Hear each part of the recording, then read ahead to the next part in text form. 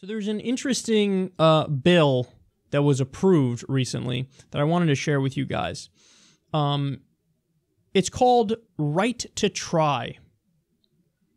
And it's a bill that lets sick patients try unapproved treatments in order to try to cure themselves. It's like a last-ditch effort kind of bill.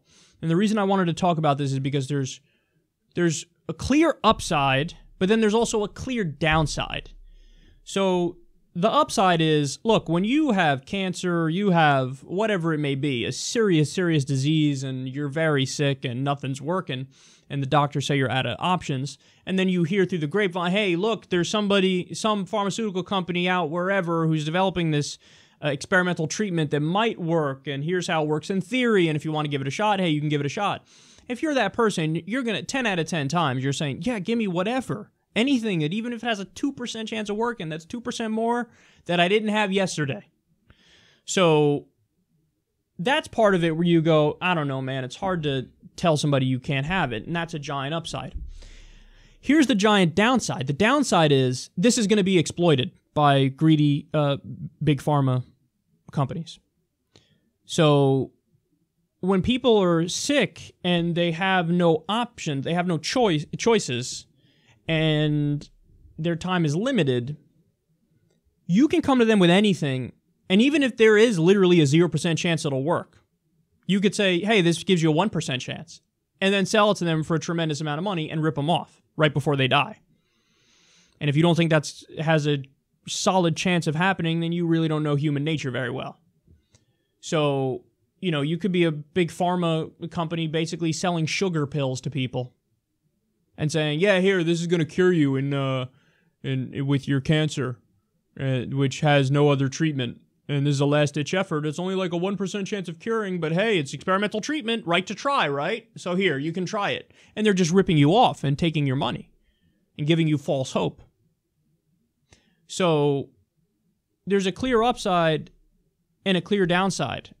And it's not like, you know, somebody might say, well, wait, wouldn't the FDA regulate? Well, no. Why would the FDA regulate it if the whole point is right to try? So in other words, doesn't matter what the fuck it is. It doesn't have to be a proven treatment. It's just you could try whatever because it's a last-ditch effort. So which way do you go on something like this, man? You're opening up the door to rampant big pharma abuse and price gouging of the most vulnerable people in society, people who are sick and on their deathbed, basically.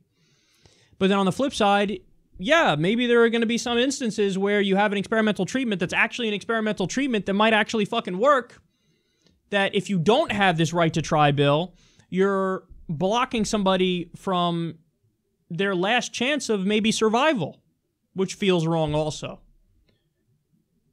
So I don't know, man. This is a difficult piece of legislation. This is something that's has clear upsides but clear downsides too, so it's hard to really wrap your mind around which way to go. I think I lean in the direction of letting people try, but you have to go into it eyes wide open and understand that probably most of the time people are going to get fucking scammed.